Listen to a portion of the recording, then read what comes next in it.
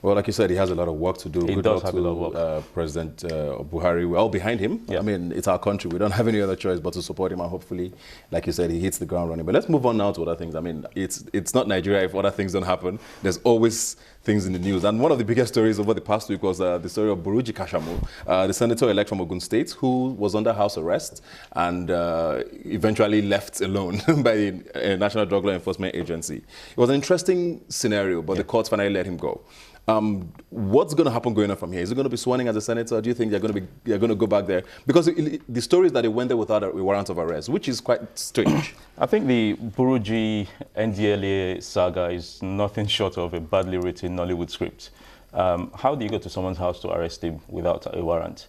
We're not excusing. We don't want, if Buruji is guilty of drug trafficking crime, obviously get him to court and let the bodies do what the things are. But follow the rule of law.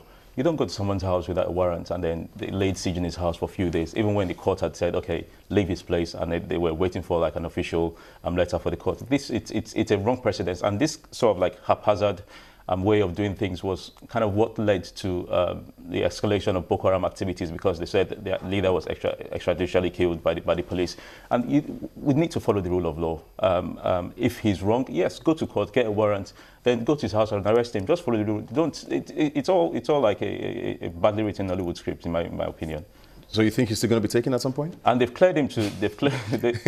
They said it's not over yet. Yes. That's what the NDLA said. So they're still going to get a warrant to arrest him properly. And for now, he will be sworn in as a senator. But until they do that, until they arrest him, or he will be sworn in, they've cleared him. They've cleared him to be. That's a very interesting story. Of course, we'll be watching that very closely to see what happens in the coming days. But still sticking with the Senate now, I mean, attention has shifted now from Mr. President to the legislature. They are going to be having their own fight, I think, from Tuesday, when the 8th Assembly is sworn in.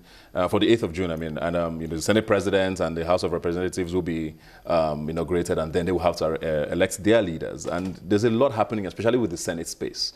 We're hearing two very prominent names, but of course a lot of other names. There's Bukola Saraki, there's Ahmed Lawan, there's the former governor of Benue State, George Akume, whose name is also... He's dropped out now, I think. Yeah, but his name was in the mix as well. Then there's always talk about zoning and, PDP endorsing certain people and certain APC members.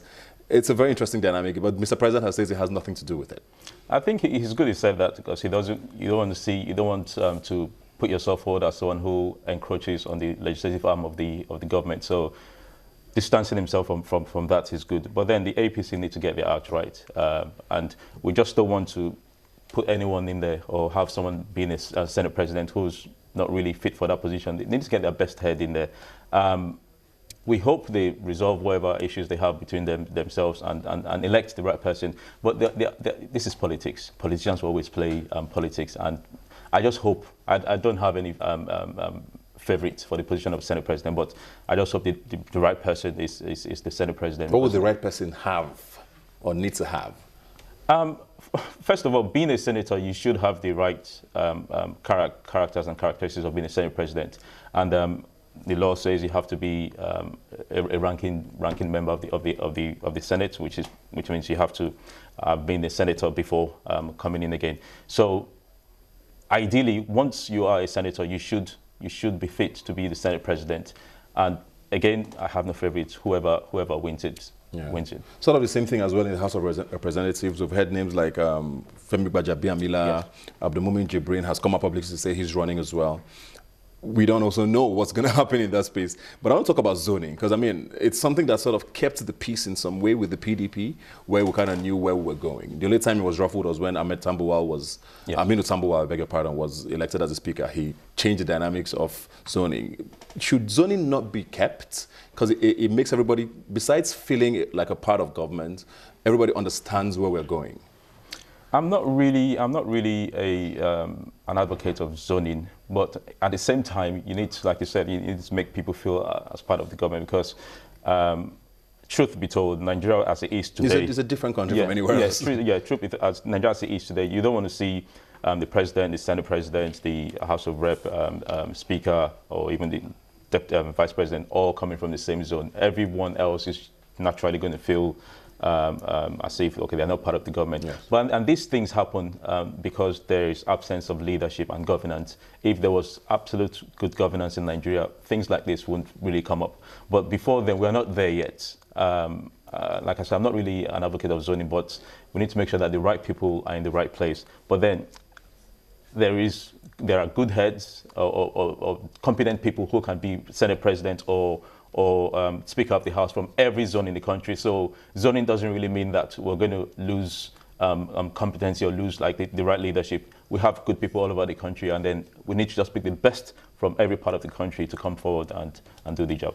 Before we go now, let's talk quickly about the governors who were sworn in as well. I mean, in Lagos State, for example, the Lagos State Governor, Ambode, yes, did create a new ministry of wealth creation, yes, you know, and employment. Yeah, I think that's it. We have in River State as well, Governor Wike, restoring the judiciary immediately and appointing a chief judge of the state as well. These are things that almost sort of definite ways of saying, okay, I'm now governor. Most of them appointed as secretaries to governments as well and all of that. What are you expecting from the states? Because Mr. President did talk a lot. He mentioned that in his speech as well about how he's going to make sure that all levels of government are accountable. He talked about local governments, which has been one of the most controversial levels of government in the country. And people have said the Nigerian Governors Forum might be born again because they might need to come together now to fight or at least tackle Mr. President because they have to work together now. He's rejected their list. They sort of feed fast from the local governments. And if that is going to be stopped, what's going to happen to them? It's a good thing. I think in most parts of the state, or majority of the states, we have people who are fairly good. I think better than the ones that have just left, who are now governors. At least their CVs. Yes, yes, on paper. On paper. And if you have, again, it depends really on the president, because leadership trickles down. If the president has said, I'm going to lead by example, it's going to trickle down to the states and then the local governments, and then the Nigerians are going to feel the impact immediately. It's good that they've hit the ground running. For example, Ambode says, okay, employment, and then Wike has also made his own appointment and others. And even El Rufai, which I think immediately has said he's going to cut down on his 50% of his salary and allowance. And I think that's a very great move. Again, setting good examples. We hope others will follow. The Governors Forum is going to be different from what it was because, again, you have people in there who I see as very, very good leaders. Some are fairly good, some are very, very good. And it's not going to be the same. These people are now going to rally around and make sure that things are done properly. We're not going to have, because again, in the last 2 years, we never really had a Nigerian Governors Forum because we had people, a fraction of the government who were just doing things in parallel. So we're going to have a united body. And I think they've elected their own leader now, and chairman. Yeah. So we're going to have a united body. And again, these governors should really come together and start working. For example, the example that El Rufai set in Kaduna, some others may just follow suit and start cutting their salary. And that, if the leader, if the governor, or if the president should do that, every other person, then you'll be able to tell the people you're leading that, okay, look, we have to take some pay cuts here, and they have taken my own pay cut. And it's easier to drive governance in that way, instead of saying one thing and not even doing it at all. So it's, again, we're hopeful.